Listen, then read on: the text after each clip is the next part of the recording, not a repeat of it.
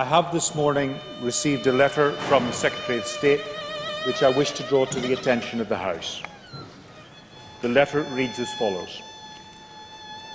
It was with very great regret that I made the order this morning to suspend the devolved institutions in order to stabilise the current political situation in Northern Ireland. It was clear that it was not for the time being possible to hold together an inclusive power-sharing executive, since the confidence within the community necessary to underpin it had broken down.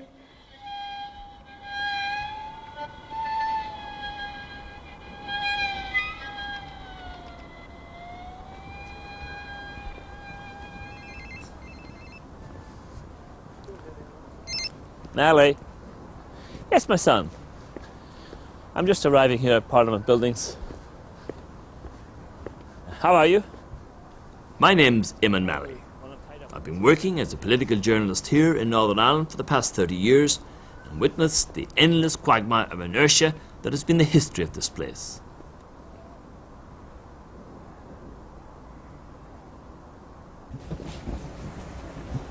How are you doing, sir? How are you today? The collapse of the Northern Ireland Assembly is just the latest crisis on a long and difficult road. Thank you.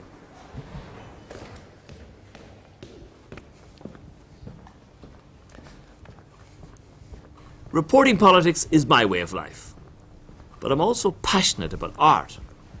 And when the Good Friday Agreement was hammered out here at Stormont, and the two communities finally had the opportunity to come together, I felt this historic watershed should be captured in paint.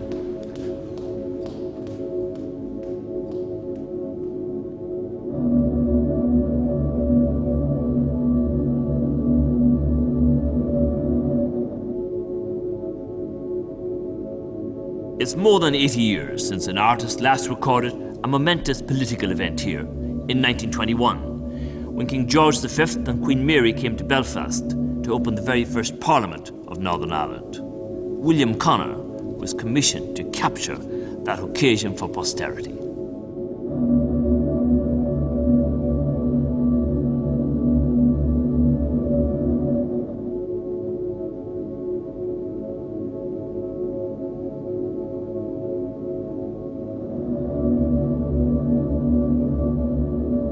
The Connor picture portrays a parliament which was supposed to represent all the people.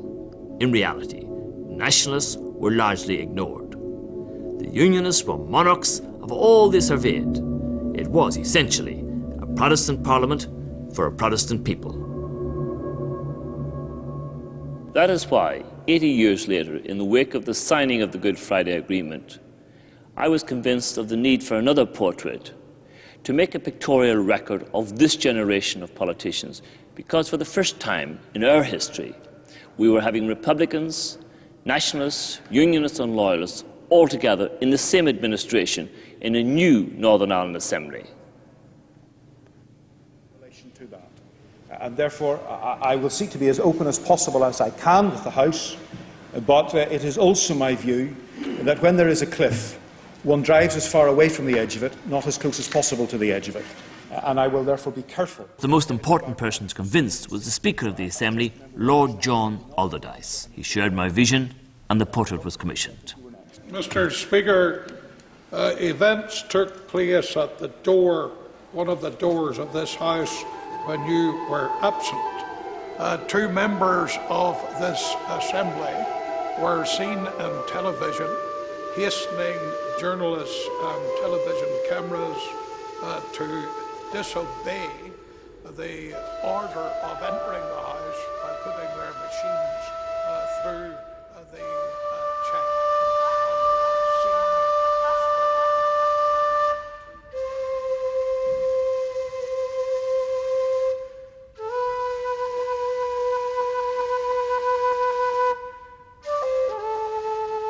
The artist I chose was Belfast painter Noel Murphy. I believed he had the talent for the task to portray all 108 members of the Assembly in a single painting. The commission took 9 months to complete, during which time the Assembly fell. But Lord Alderdice persisted with the commission regardless. He was to become the final subject of the painting at the end of a long, long journey.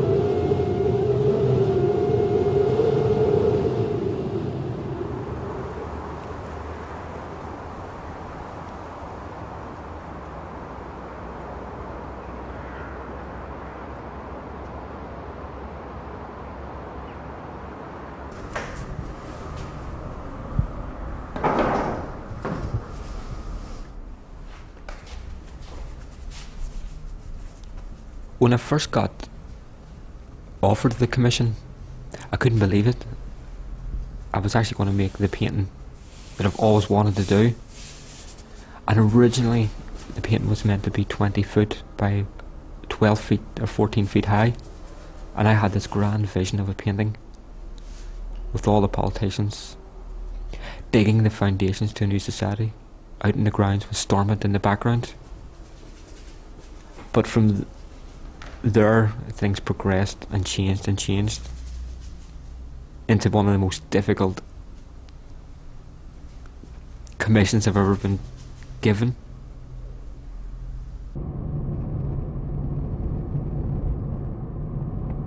This commission was different because of the nature of it. It was more exciting for me than other public commissions could have been, because it had to do with the politics of here and the politicians and the whole peace process and a way of engaging with that and making a contribution to it over and above signing a ballot paper.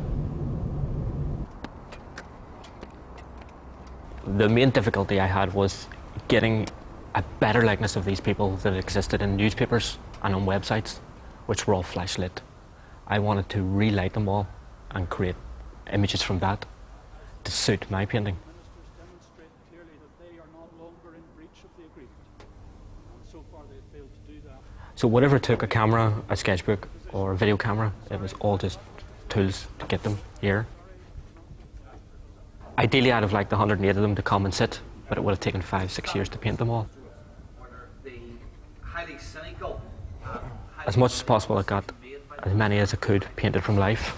So the trick was then to light the Unionist side from the left slightly and the Nationalist from the right to cast shadows. And it meant meeting them all to keep that same light source. So that was what I was keeping in mind the whole time when I was working with them. The notion of it being a camera or a sketchbook is just a process to get to a painting, to speed it along. And I will try again. The question is that the Labour Relations Agency draft code of practice on disciplinary and grievance procedures be approved. All those in favour say aye. Aye. Hey Noel, how you doing? So what's going on? Just fixing up.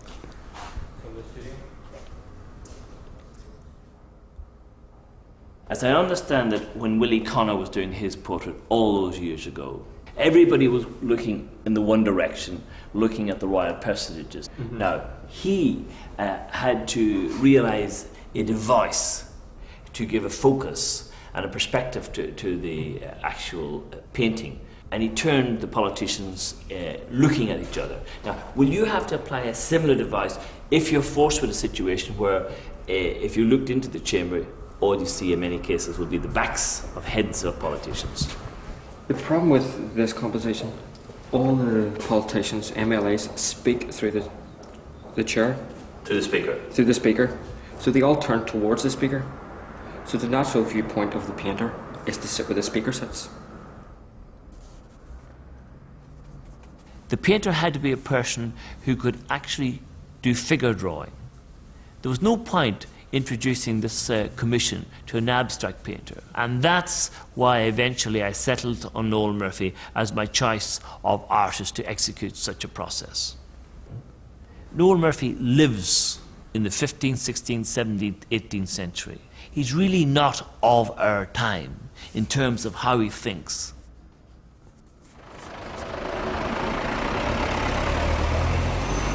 In terms of this battle plan, in terms of getting politicians into your studio, why is it so important to you to have them in your studio? I basically want to see if they're human or not. I want to see how they get into a chair, get out of a chair, how they sit back and talk to you. And it gives me a sense of them for the picture, of where they belong in the picture and how confident they can be in that picture. Some of them are great parliamentarians like Peter Robinson, so it'll be interesting to see him sitting in the studio outside of a context that he doesn't know anything about. Okay, so you'd like all the party leaders. I like the leaders, but will the ministers come with bodyguards and everything? Probably. Would they wait outside the door though? Some of them, in the case of Ian Paisley, for example, now, he wouldn't walk to that counter to get a cup of coffee without one or two bodyguards on his heel. That's just the way it is. So his bodyguards would be present. You would wonder when he would step down. No, he won't. He won't. He'll die in harness. Yeah. That's the way he would like to go. He'll die in harness. One of those extraordinary phenomena. Mary. Order.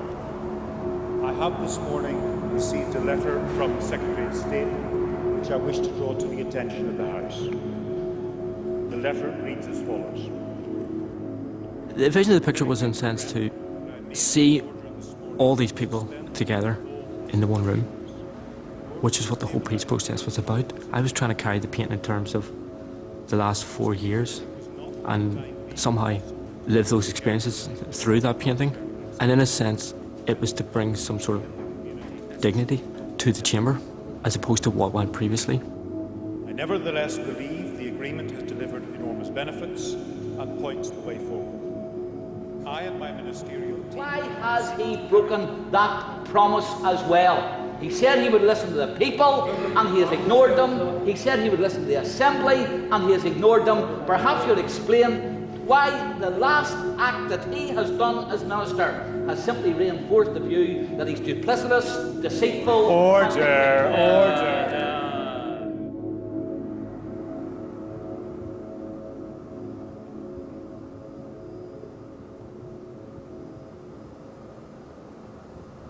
That's a great likeness of Paul Berry there. That is fantastic. A couple of times I've gone down to the auction and I would have always bought pictures just because I liked them, you know?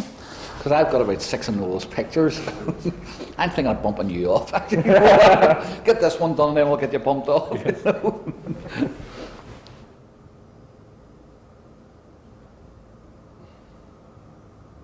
You wanted to tell a political story as well as, you know, just being an image of what's going on in Stormont? Yeah, it's just been aware politically. Yeah. And I want to bring that element to it. There's 2 points to this painting. First, it has to be a good painting, or an interesting picture, regardless if there was any likenesses. Right. Then the second is the likeness, and then some sense of reality to the chamber. But we're really stressing with him a sense of dignity, because you've gone like 30 years of trouble, and there is semi-civilized atmosphere about it, and there was a lot of house training from certain people. Is the purpose of this, Noel, then to have not just the picture of the Assembly, but kind of Stormont the movie as well? Well, I was always going to make instead of a written journal, a film journal. So everything that happens like this, I'll be editing into a short film, which I'll show during the presentation. And it saves me writing down things. It's a diary.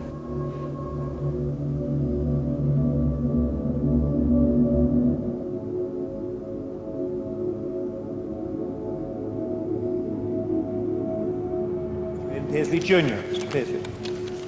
The Deputy First Minister, is the Deputy First Minister content that his partner in government has already got third world links with a terrorist guerrilla organisation in Colombia? And does he not believe that this sets a very bad example to the third world? We have a government here established with gunmen in that government. And could he tell the House if the First Minister over the last 72 hours has expressed to him a willingness to remove from government his ministers that prop up Sinn Féin in this government? Right. As long as I'm not in the Sinn Féin benches, am I?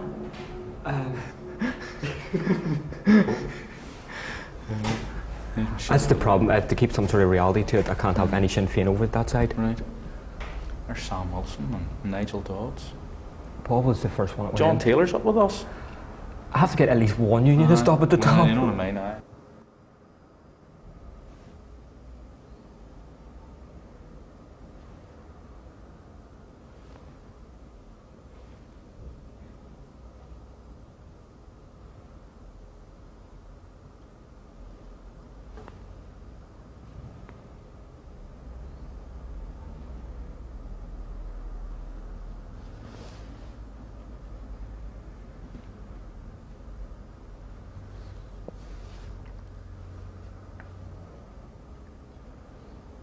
Stir me out. Not when we look at you. That's fine. I'm not used to that intensity. All these people look away when I've painted them. Yeah. So it's much easier to relax.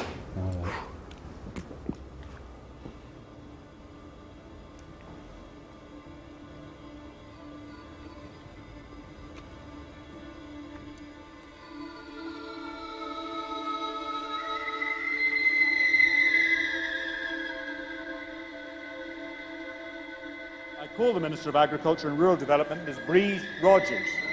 Minister Rogers. Thank you. Order. I ask members who are leaving the chamber to do so as quietly as they may.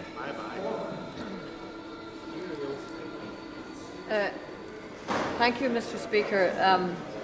Before I make my statement, can I just say that I very much regret that the DUP has withdrawn, because the chairman of the Assembly and Agriculture and Rural Development Committee will not be present, I regret to say, to fulfil his duties to the Assembly, to his committee and... No, have you explained to Breach? I don't know where I am in that painting. Yeah. I can't see myself. Well, you haven't come yet. You know. You haven't been born yet. I haven't been born. Oh, I Yeah. thought, I was wondering. I was trying No. to figure out if anyone looked vaguely like me. No, you haven't been born yet. Isn't that right, Noel? Yep. Yeah. See, the problem working with all the press photographs, they all look at the viewer. Yeah. And if technically we're at the back wall, not everybody can look towards us. The only two people I want looking at the viewer is going to be the First Minister and Deputy First Minister. So then you look at them when you look at the painting. Yeah. And it gives them immediate recognition as being the two Yeah. leaders. Yeah. You see, I see he's got all the men in the front line. Is that par for the course? No, I'm going to try and bring in the women Good. symmetrically Glad around to it, hear Yeah. and it also brings colour at various points in the picture. Yeah. do I detect that you have a certain reticence or reservation about something in what you're seeing here? I don't Speak I your don't mind, know- I speak don't know, your I don't mind. know who all the faces are, you know. I mean, because of the way the thing is done, the focus, as far as I can see it, is on the DUP. Is it a problem for you? I don't. Yeah, we need to see the finished painting. To know. No, but you see what you see, like. You see what you see, like. Is that a problem for you at this by looking at it?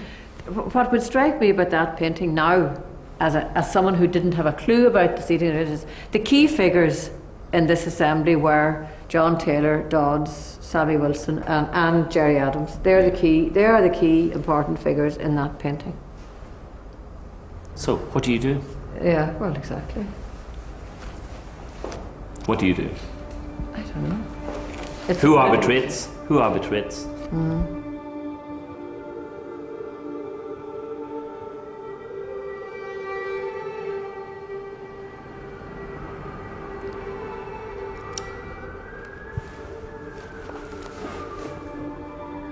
Don't like those sounds.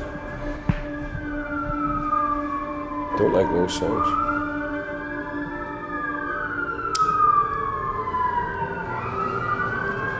Of course, our opponents would know very well that the background from which I come, the price of being a trader, is not to get hit over the head with an umbrella at Scarva. The stuff I have to worry about moves at higher velocity than that. Because what my quest is a quest for peace. And I don't see anything wrong with that. I know that our society has come through great difficulty. I've watched the blood and the brains on the pavements. I've buried members of my family. So the theory that somebody holds a monopoly on pain and suffering is a nonsense. We've all gone through that. The choice that people have to make is that whether the pain of dealing with those who you formerly fought with, or that you detested that much that you would have blown their heads off, is a choice measured against what your children might go through, and whether there is an opportunity for a future that says it's worth a try. That's the question. I think it is strange that I'm sitting here and the Assembly's in suspension, but then maybe I'm always been the ultimate optimist, that this is merely an interlude, and it'll pass. I mean, obviously it'll be difficult to get onto another plane, but we'll get there. I actually think that the timing of this is phenomenal, and that all of these people are now indelibly printed in history. But it isn't that long ago you wouldn't have got all of these people in the same building. No. You certainly wouldn't have got them all in the same aircraft or on the same bus, because I remember experiences like South Africa where there had to be 2 aircraft, there had to be 2 buses, there had to be 2 bars, 2 dining rooms, there had to be 2 of everything. We went to South Africa and reintroduced apartheid. And we did, it's fact. And here we all are, and not all literally, if metaphorically, a stone's throw from each other. You know. Yeah. It's funny you're going off to South Africa to talk to each other. Yeah. You had 4 years to...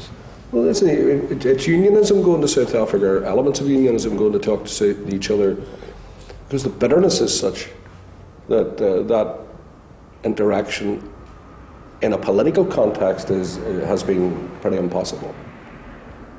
Oh, we say hello, and how are you, and what have you, but there's no real cut and thrust of debate about where our community's going and what mistakes it has made and what mistakes it might make, and I think it's vital.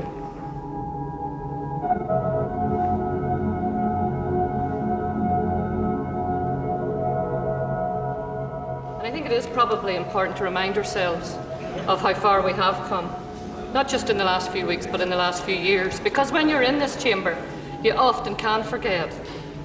It is good that on April 10th, 1998, we declared our best intentions to do something different for Northern Ireland. And on the 22nd of May, those best intentions were endorsed by the majority of the people, despite misgivings. Is there anything outside the world of politics of which it reminds you? Of the stock market. I mean, it looks like it's huge, which it is actually, but when you're in there, you don't get that sense. The other thing that struck me when I first looked at it was how overwhelmingly male it is. And of course, when you're in there, you realise that too, because I sit on the right-hand side of the chamber facing maybe 70 men, and that's what you get here. Who loves him or herself the most, do you think, in this particular portrait to date? Ian Paisley Jr. His face is looking at you straight on. Very statesmanlike. I rest my case. This looks like we've just been voting, and we've all just come out of the lobbies, and that is the only time that people actually start engaging with each other, because it's the only time you can grab people to do a bit of business. I wish it were like this. I get a real sense of this is a place where I would love to be. Let me tell you, the seating arrangements in this chamber were incredibly important. Just after the referendum, all the chief whips of the parties met, and down in Castle Buildings where we had signed the agreement, and the Speaker was of the view that we should come up and have a look inside this chamber. And it was the summer of '98 when Drumcree had just happened and the place was burning down around us outside. It was a terrible summer. And I got this terrible sense that we were coming in here at a very tense moment. And the next thing, didn't they all start talking about the furnishings and the colour of the carpet and the colour of the curtains, all these men, and I started thinking to myself, this is amazing.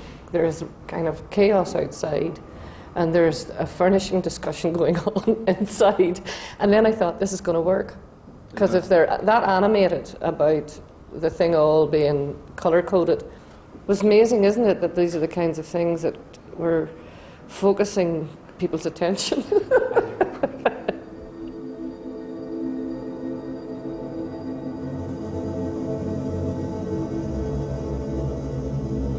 Peter Robinson.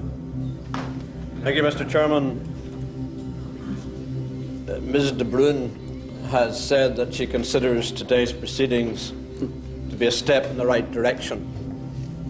I don't think that there will be any unionist who will be unclear about the direction that Sinn Féin IRA would want to take this province. Their attitude has been clear. It is seen in the tombstones around this province, the violence that they have presided over as the representatives of armed terror in Northern Ireland. This is the In-Laws and Outlaws. Yes. Wall of Fame. It is. This is your road gallery, is it? But it's because of now the storm is down, it's quite difficult to get a hold of people to photograph them. Well, they should have more time, should they not? Yeah, but it's me sort of tracking down where their constituencies and everything are. And it was great because they all came to Belfast for it.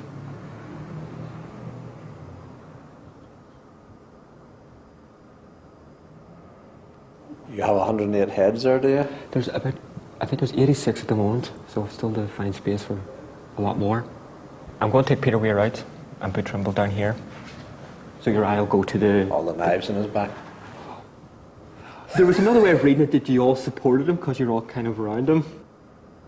Should we read anything into David Irvine being in the middle of the Shinners?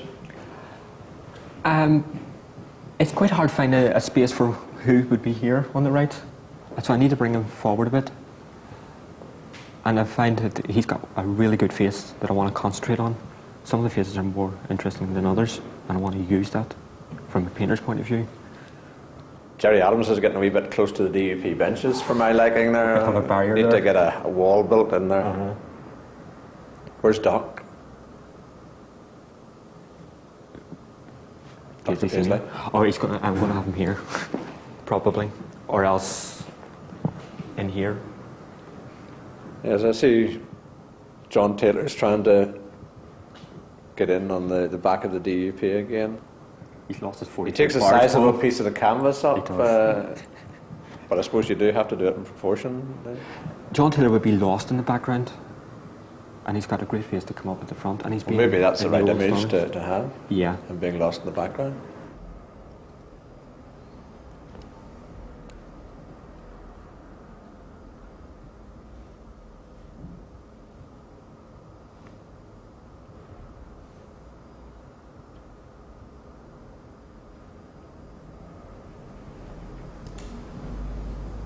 Like your designer palette. Oh no expense spared. Yeah.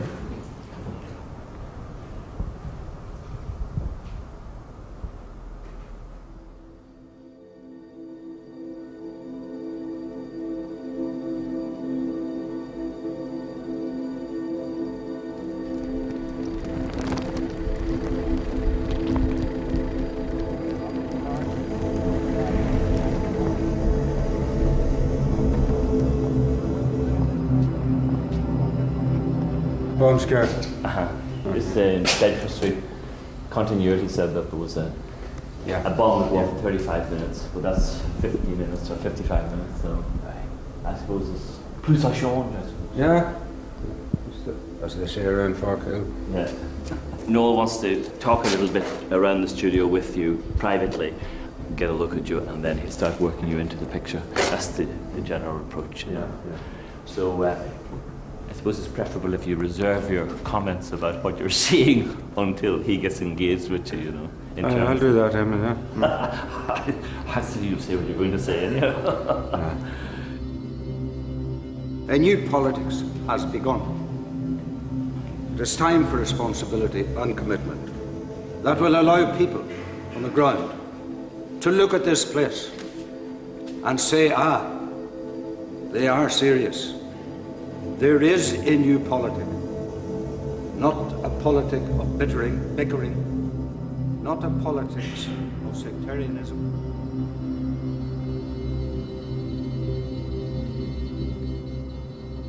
Does it give you an insight into the vanities of politicians?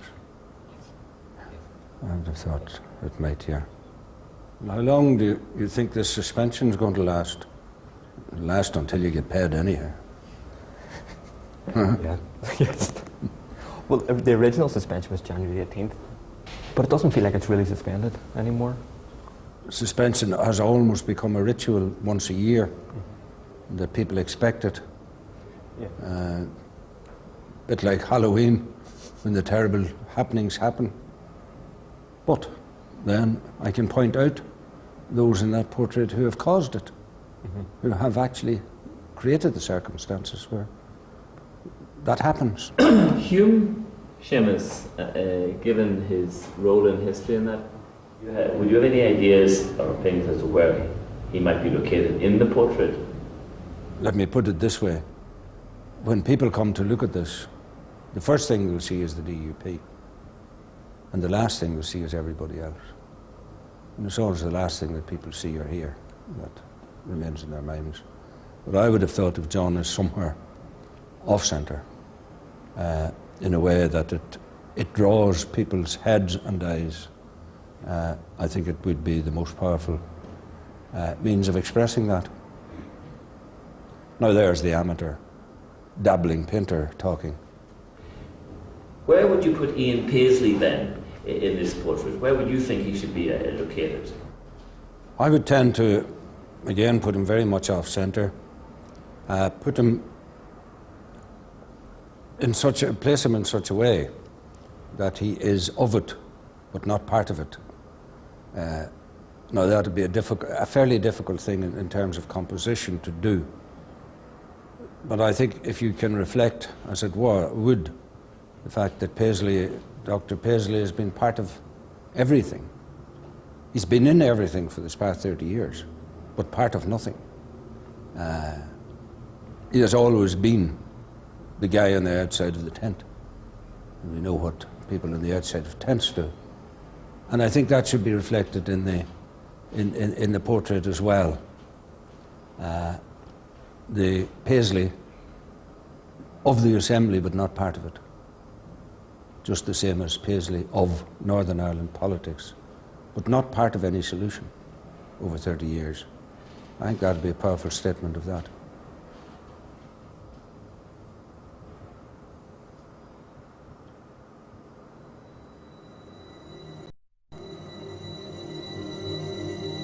How much longer do we have to wait?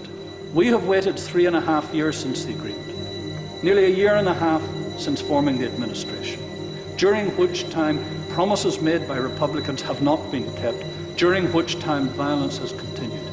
And there does come a point where a line has to be drawn, or else the community outside will come to the conclusion that this process is failing and will not achieve its results.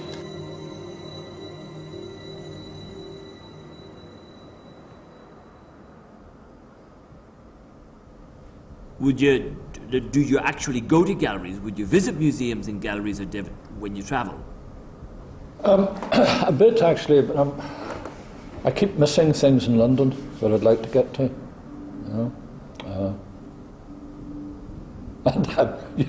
I'm within 3 minutes walk of the Tate. That's not the Tate Modern. I've been to it twice, and I don't know that I would go again. What are the deficiencies of the Assembly as a chamber, etc.? What is it that disappoints you about Parliament buildings, the Assembly, as an edifice, as a sort of... One of the things is first a general comment, politics in Northern Ireland are too polite. Now, if you compare what happens in the Assembly with the atmosphere in the House of Commons, House of Commons is louder, it's more raucous, it's more aggressive. You know, when the House of Commons starts going, particularly if it ever senses any weakness in people there, you'll suddenly see a huge sort of change in the atmosphere and all the rest of it. But the Assembly, no. How do you regard John Allardyce, the Speaker? What sort of a job do you think he's done? I think John's very anxious to ensure order and decorum, and this may be, part of what I had in mind when I'm saying that the politics here are too polite. Maybe he felt it was necessary to keep within, maintain a certain degree, very significant degree of control over it because of fear as to what would happen if passions got too strong. It's because we have a violent society that we have polite politics. Yeah. Politics is actually supposed to be the substitute for violence. Because we have violence, then we have polite politics. Yeah. And when you get to a situation where we don't have violence, then you'll have less polite politics. 1 second, can I just have you stand just for a couple minutes? Yep. To hear you're saying that politicians here in the Chamber and the Assembly are too polite might come as something of a shock to the public out there who think that they're constantly at each other's throat in a very sectarian, bigoted way. And that doesn't actually happen terribly often, as you know. You get outbreaks of it. The outbreaks you get are usually from, DUP, and they just make a lot of noise, Well, David, how would you like to be remembered? That's a nice question. I'm sure you thought about it, Not seriously, actually.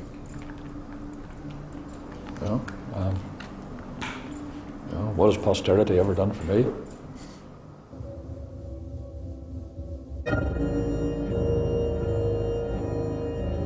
Questions to the Minister of Health, Social Services and Public Safety. Ms Barbara de Bruyne. I call Patricia Loosley. Ms Loosley. Thank you, Mr Speaker. Question number 1, please. Sean Corla, Aritor Service now Hurlachta, Snickherry, Board Slanchig Services Social, the Mark Clinicy General to Gynecoliacht. Neil Sanola Surveyor File, Module and Hamana Fehav, the Clinicy now Hurlachta. General to Marhamla, Gynecoliacht.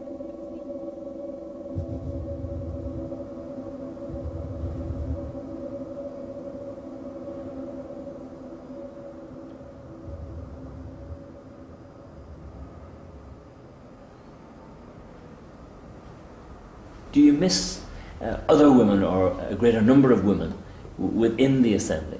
Strangely enough, what I miss more is Irish speakers. The fact that it's not an Irish-speaking environment, because I came prior to the talks, I came from being a teacher in an Irish medium secondary school. So the things that I noticed when I moved across weren't even so much, the male-female imbalance was one of them, but the other was that to go into a very formal, very cold English-speaking environment, suits, men, it was just extremely different and quite difficult, but like everything else, you adapt very quickly. Are you an emotional person, or are you just very cold and clinical as perceived by so many people? If as a minister I'm speaking around questions to do with health or social services, then very often it's something that's bordering on the tragic. So I'm clearly not going to be smiling and laughing most of the time. But also, I suppose it's because some of the things that I'm dealing with are so emotional that I would keep myself in check. But yes, people have said that it comes across as being very, very cold. Can you recall any single occasion where any unionist actually ever shook hands with you? Yes, I think one or two, but in private, and they probably wouldn't want me to name them on TV because they're now all scurrying for cover. No, most would react as if their hands were being stung, and none of the DUP, as I say, some mellowed slightly. They started off walking down the corridor trying to study the wall as you were passing them on the other side of the corridor, but then came round to at least realising that they could manage to walk past you without falling ill with some terrible disease. And the First Minister, David Trimble. There's no secret that from the moment we were elected, much less from the moment we became Minister and First Minister respectively, that he'd never shaken my hand for all of the time that the Assembly was there. Exclusively democratic and peaceful means. And of course we have Sinn Féin in denial. We even have Gerry Adams claiming that he was never in the IRA. I listened to Martin McGuinness the other day on the radio claiming he didn't even know whether the IRA apparatus was still in existence. They will deny, they will lie, they will... Peter Weir was in the precise position where David Trimble is now, but David Trimble actually bucked Peter Weir out this morning, and that's David Trimble standing there. And where was he originally then? David Trimble was nowhere to be seen originally, but Peter Weir was precisely where David Trimble is now. Do you have any difficulty at all being permanently portrayed in a portrait which is inclusive of this nature, with so many dominant nationalist Sinn Féin Republicans, so-called, in your parlance, Sinn Féin IRA personnel? Well, you suggest we should airbrush them out, as if they were never in the Assembly? I'm quite happy to take a big dot of a white paint and over some of these figures. The fact that they're there, yes, they were there, we were there. We took our position, represented our people, but it didn't mean to say that we engaged with these people directly, because well, although we did engage with many nationalists and so on, but there's a difference with Sinn Féin because they're links to the IRA. Now, you know, that's what puts them apart from other political parties. What you will not find, it wouldn't be accurate, of course, would be to portray myself or colleagues in conversation with Sinn Féin or so on. Is it something I've said? No, something I did. What? Something I done. I think the conversation's pretty high rate. Don't bring out the best in any models. So does it get too serious? Yes.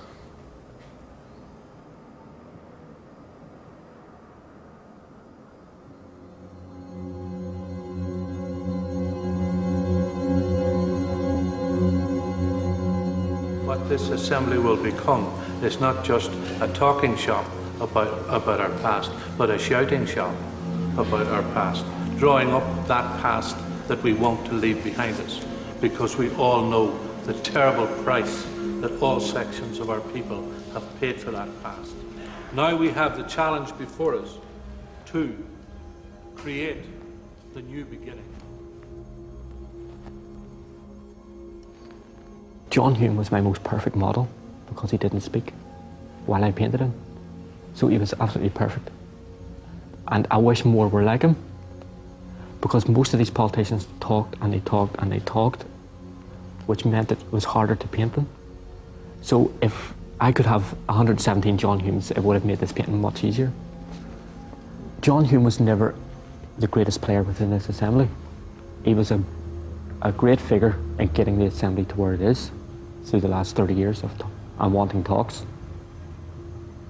But he was not a person you would see from day to day sitting, debating and being in committees. It's just not his style. So I kind of seen it that he was sort of on a way leaving and looking back over an achievement, which he must be quite proud of. And then somehow I wanted a reflective John Hume.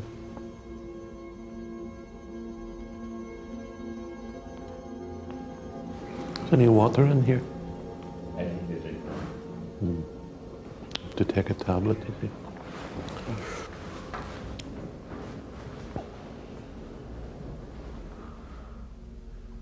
I know that we're not out of the woods politically here, Yeah. but do you feel that Well, I think things have moved a long way? Oh, I think there's no doubt about that. The atmosphere has changed enormously. You know, you just walk the streets of Derry at the minute, like you're in a completely different place. You know, the atmosphere is top class. Do you feel your work was done with the advent of the Assembly and the Good Friday Agreement, which spawned the Assembly? Well, of course, I think when you look back over the years, our strategy was based on our analysis of the problem. We have a setback at the moment, but I believe it'll be overcome. And what's very positive and very good for all sections of our people is that by putting the institutions back in place, we will be all working together. All sections will be working together in what are our common interests. So you're hopeful? The social economic development of the society. I am quite hopeful, yes, because the atmosphere in the streets has been changed enormously as well. Unless we have a sense of doing this together, then I think, unfortunately, not only will this, as John Hume says, be reduced to a shouting shop. I think it's very important that we see today as a chance and as a possibility of making a new history. And I know that Unionists and Republicans have inflicted great hurt upon each other. I hear the catcalls from the other bench. And the gap between us isn't just the space of floor which is between us. I want to make friends with Dr. Paisley and with those who he represents. And unless we have a sense of doing this together, at the moment. Right. So all the Assembly members are going to be there? 108 members will be painted in this portrait. So it's a huge undertaking. I don't know, I would have altogether gone along with it, I have to say. Why? It's a bit, you know, the thing's down, it's suspended, and oh, that's a different. Here's taxpayers' money going into this, you know. Well, that's a different argument. You see, the commission took place during a time when the Assembly was sitting. Well, even for that matter, you know. Would you have opposed it if it? Well, I mean, I would need to be persuaded, to tell you the truth, that it's that it's a useful use of public money. money. Yeah. You know, fair enough. I know it's quite a novel concept, and it's actually quite interesting to see all these familiar faces. Yes. Artistically presented like this. Would it surprise you, though, to know that you're the first person the first person who raised the question of money or cost in the execution of this. That's probably because I'm stingy. Well, that's a personal thing. But it's interesting, nobody else has raised the fact that it's costing money to do it, you know. You see work of this nature, for example, at the first meeting of the first Dáil. Yes. And Grattan's Parliament. And Grattan's Parliament. And you can actually see in both this version of it and this one and this, that there is a sense, it's clearly an assembly of sorts. Yes. It isn't a public house or a market. He didn't want to have everybody sitting looking at po-faced. Yeah. It's at a division. It's at a vote time. So there is interaction. There is movement within the chamber. All the ministers are going to be on their feet, for example. That's what he's trying to achieve: the sense of movement and people looking across at each other. And that. They're all very serious too. Yes. Well, it's a serious chamber. Isn't it? Well, the Unionists are looking much more serious than the rest of us.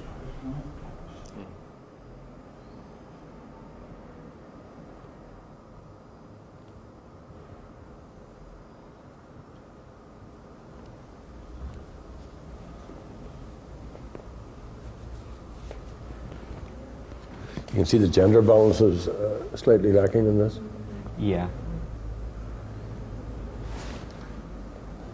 Is that Pat Doherty up in that second?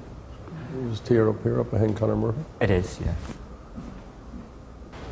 I need to move the women about to, space them out to provide colour as well. Because of all the suits. Last night I painted Barbara de Bruyne over David Irvine. And I'll be taking out John Taylor as well. For a woman. 2 women probably.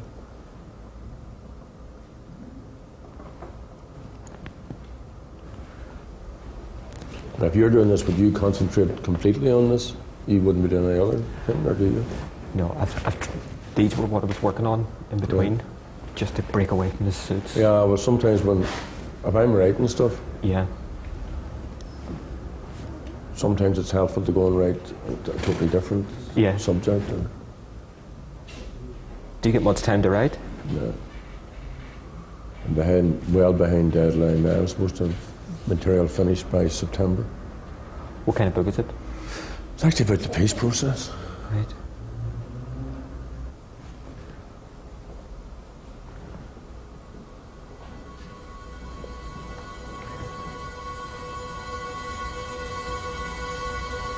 I call on Mr. Jerry Adams as nominating officer of the political party for which the formula laid down in standing orders gives the next highest figure, to select a ministerial portfolio and to nominate a person to hold it who is a member of Sinn Féin and of this Assembly. Mr. Adams. I name Martin McGuinness, Martin McInesa, Mar Ira Atticus. I nominate Martin McGuinness as Minister for Education. Will Mr. Martin McGuinness confirm that he is willing to take up office? Order! Order! I am calling for order at present. Just take us through those you immediately identify in the portrait at this stage. Well, obviously I see David Trimble and Dermot Nesbitt, John Taylor, Nigel Dodds, Peter Robinson, Sammy Wilson, Paul Berry, Monica, Jerry Adams sitting beside her, rather young looking Seamus Mallon. He'd be flattered. This is also tentative. The artist is working in roughly 2 colours at this point in time. The game will change completely when we get to the final product. So as I look at John Taylor now, he will change? His skin tone, everything. The skin tones all change and become more natural. But the whole thing is to get some sense of movement, interaction, etc. Now, there's going to be change. There will be changes taking place in this. I think he intends. You see, Noel is constantly taking people in and putting them out. I presume this is Mark Durkin? You see the way it's going? It's going to go like this. David Trimble, Mark Durkin, Seamus Mallon, and then it's going to go from there down to the low corner, down to the low corner. So there's a lot of intellectualizing taking place. There's all the thinking of the artist. He's been intellectualizing and filtering through his mind the various aspects of this.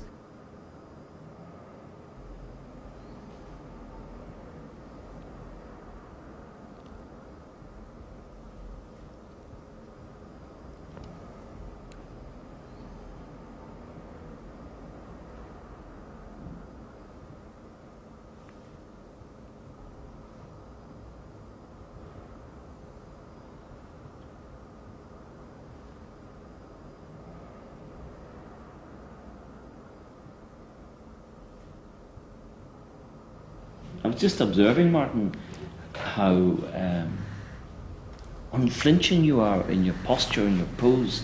You've been sitting there for about 35, 40 minutes and you didn't budge. Where do you think that comes from? I haven't a clue. Do you think it comes from all the very long hours and days and weeks that I spent in Castlereagh Interrogation Centre? I couldn't comment. That's a very subjective view. I think you'd have to expand on that. Looking at the spot on the branchman's nose? Obviously you were well trained.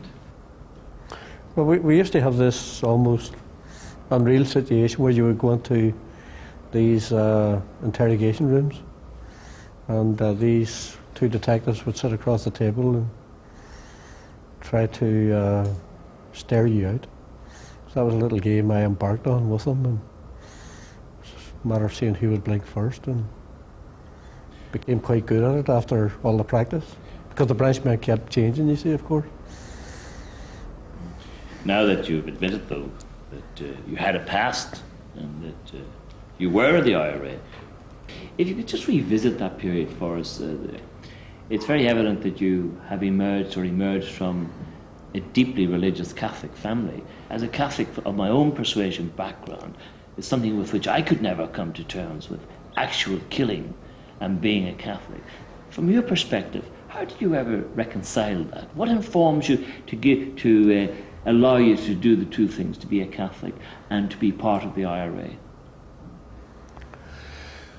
I was asked one time by the Derry Journal to describe myself, and I said in one sentence that I was a product of British injustice.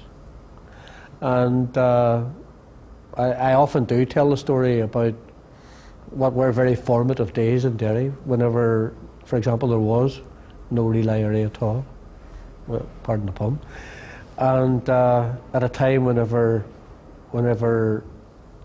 citizens in the city were being brutalised by the forces of the state, and people who were themselves mass-goers and indeed daily communicants.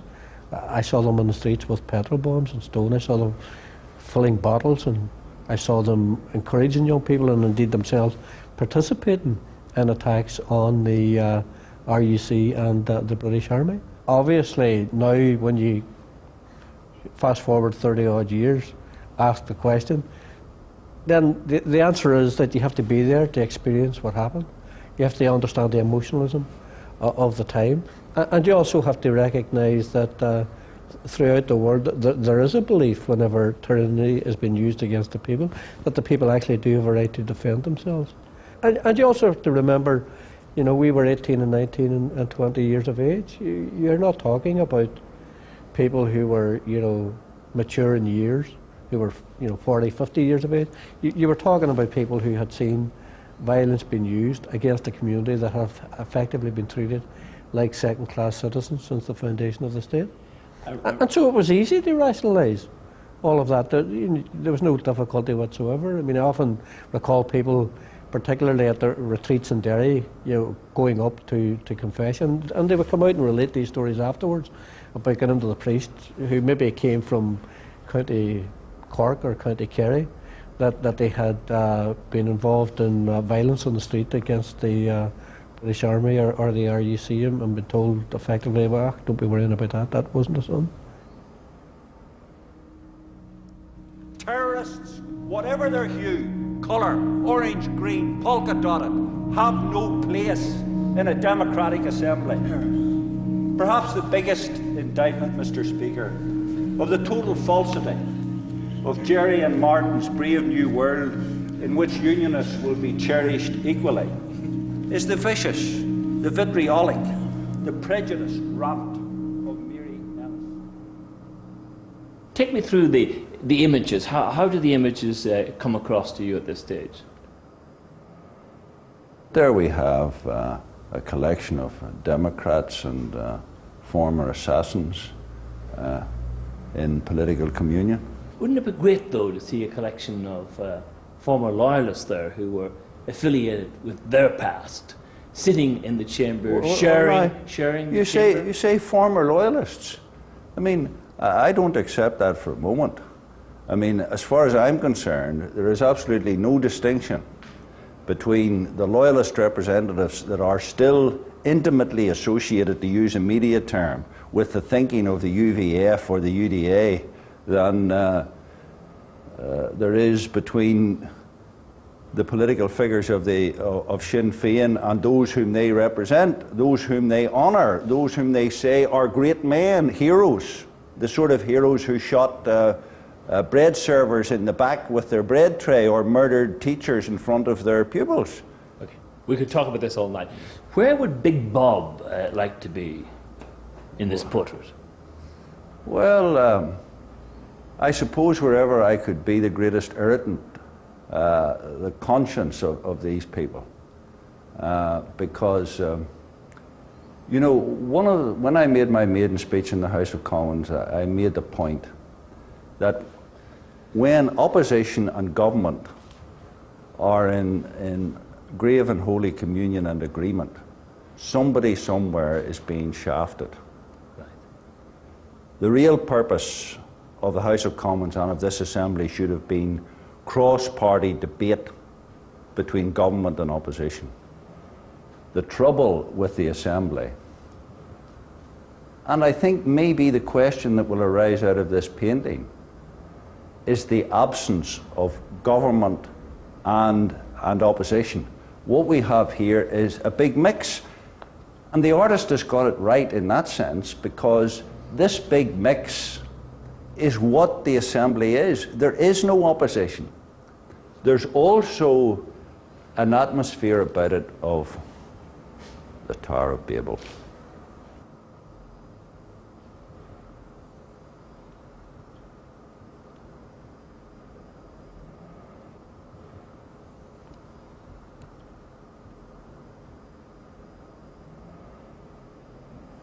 Why does a consummate unionist like you cling to a British government whilst you know that ultimately the goal of the British system is to disengage? That's not difficult to answer.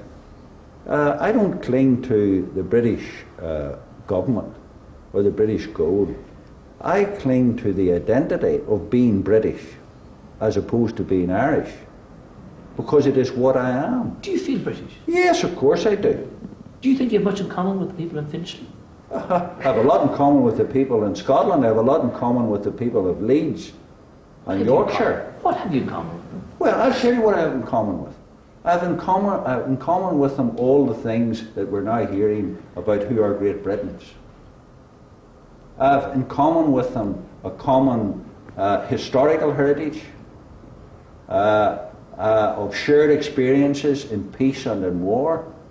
For my own family, a working class family, and therefore it's an oral tradition of fighting in the British Army in the Boer War and in the Great War.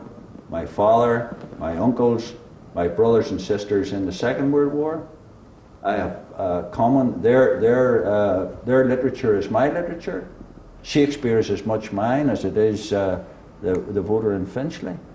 Wellington and Nelson are as much my heroes. Cromwell is as much a part of my history as it is of anyone on the mainland, possibly more. I mean, but it's talking about politics.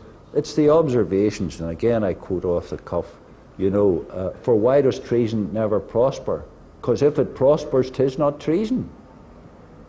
In other words, if you're Gerry Adams or anybody else and you are a terrorist, but by your terror you become the government, you become the power, then what you did wasn't treasonable. What you did wasn't terrorism. What you did was a fight for freedom, which you now enjoy. Does the fact that Martin McGuinness, there at the heart of government, you might say, even where he's located in the portrait, does that offend you? Yes, it does. It does. It offends me because he is a man whom I believe was up to his elbows in murder. I believe he was involved in murder. I believe he authorized murder.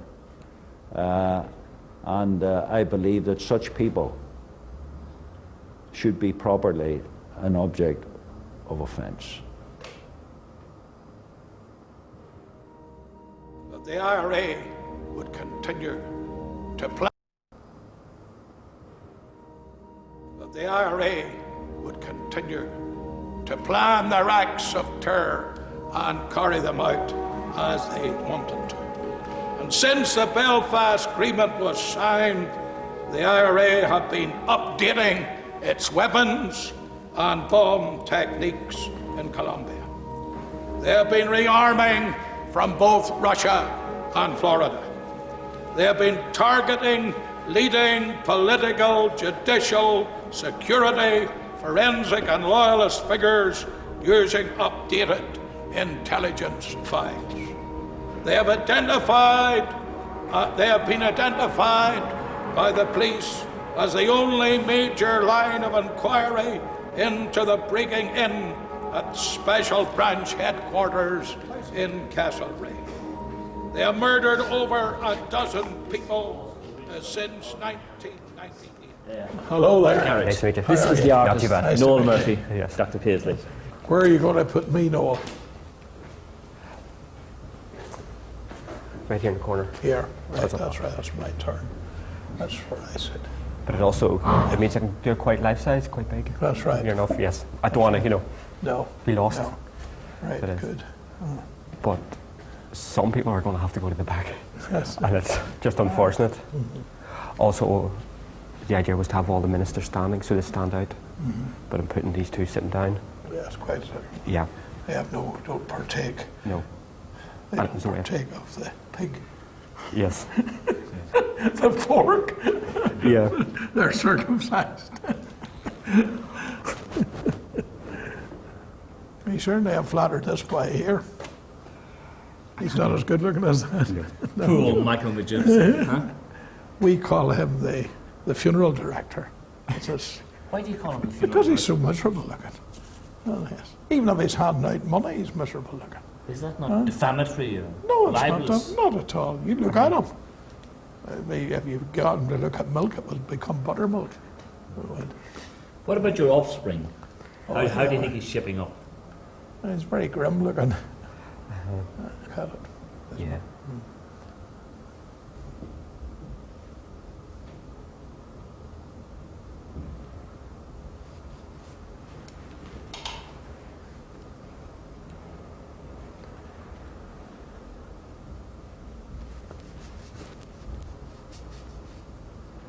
This portrait's not finished yet, of course.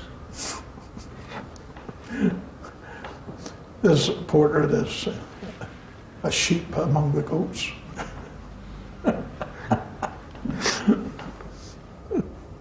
What's your favourite verse? What's your favourite chapter, verse in the Bible? My favourite verse is, "As for me, that utterance may be given unto me, that I may open my mouth boldly to make known the mystery of the gospel, for which I am an ambassador in bonds."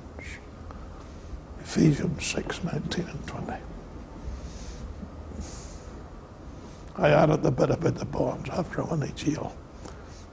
It used to be just Ephesians 6:19, but when I went to jail, being an ambassador in bonds, I added the you other. founded your own church, you founded your own independent Orange Order, you founded your own political party, and you're now, are you telling me that you rewrote part of the Bible as well? No. The Bible? No, because that is the scripture. The scripture is, Ephesians 6:19 says, "As for me, that utterance may be given unto me, that I may open my mouth boldly to make known the mystery of the gospel." The next verse says, "For which I am an ambassador in bonds." Well, I couldn't add that when I never was in jail, but when I was in jail, I added that. No, I didn't add to the Bible. Only the Church of Rome adds to the Bible, Mr. Malley, not me. How to get that dig in at him?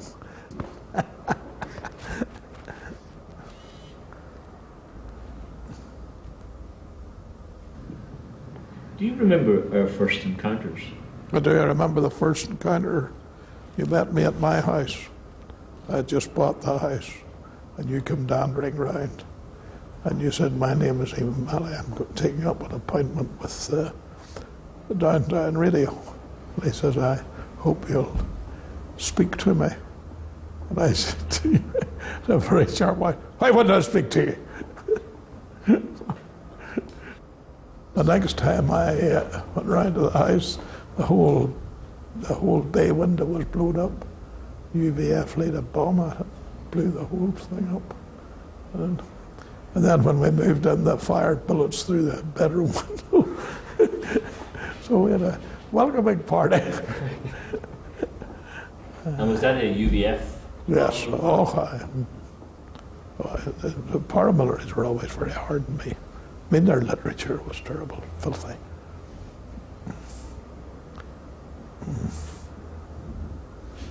We are seeking to immortalize you. Well, that's my only hope of immortalization, sitting in an old ruined warehouse with Mr. Malley. The Lord have mercy on our souls.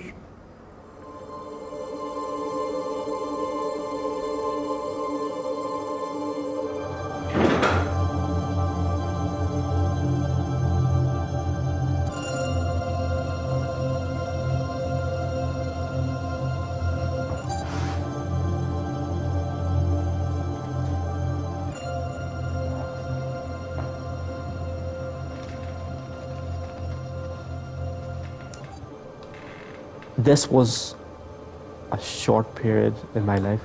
Some give more than others, so it's quite hard to say or criticise the ones who didn't give all of themselves. It's just the nature of them as human beings. But I find it very hard now to knock any of them personally. I'm more respectful of them now as individuals, and it's going to be very hard for me now to become the usual sectarian bigot that I always was.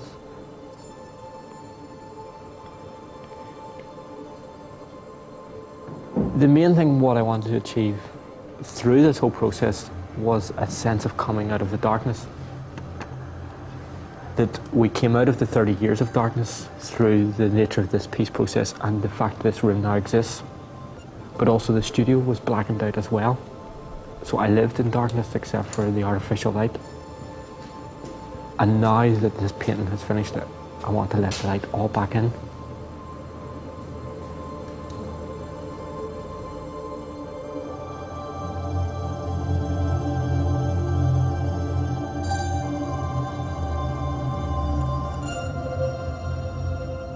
I spent most of my reporting life standing this side of white tapes, bomb scenes, shootings, year after year.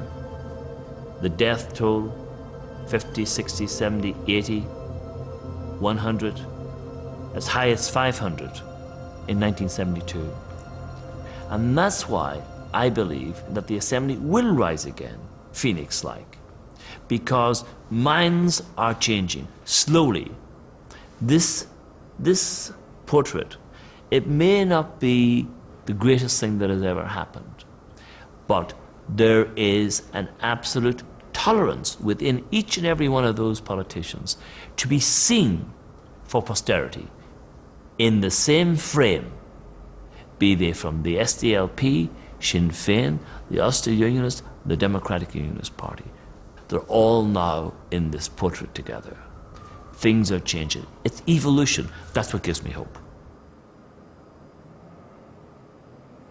Right from an early stage, when you brought us along some initial pictures, before we got onto this at all, before we'd even agreed on who was going to do it, I was very taken by the whole style. But this has really worked out even better than I'd hoped for.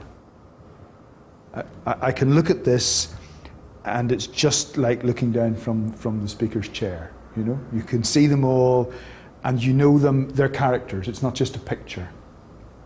And it says a lot that's very insightful, I think, about where the politics is. There are some particularly striking things. The figures, the choice of John Hume and Ian Paisley at these two sides, in a sense holding it in another sense looking back to what they are leaving behind as they gradually move on. And each of the individuals too, and where they are and who they relate to. This almost visionary picture of Gerry Adams, looking out again into what he sees as the future. Undoubtedly, it's a different future that David Trimble is looking out to, and you can feel that as you look at the two of them. I think the whole process of producing this painting has been important. I have an old friend in the States who describes it as cultural leadership. The potential that art has to actually make a difference. And this piece of work, in the process of its production, I think has been really rather important.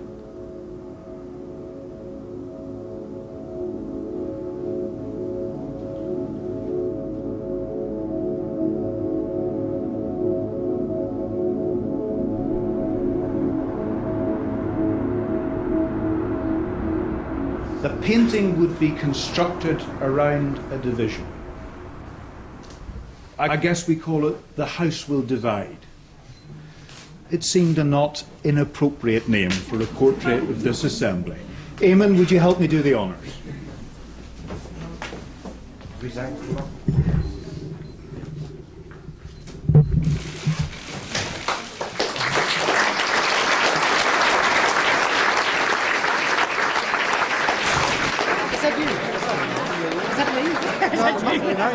What? But I still don't know who that is beside me. It's a mystery. I think it's you, Kieran. You see Dermot yes. Nesbitt? See Martin McGuinness? Yes. Just above Martin McGuinness. I think that's me. Oh, yes, yes.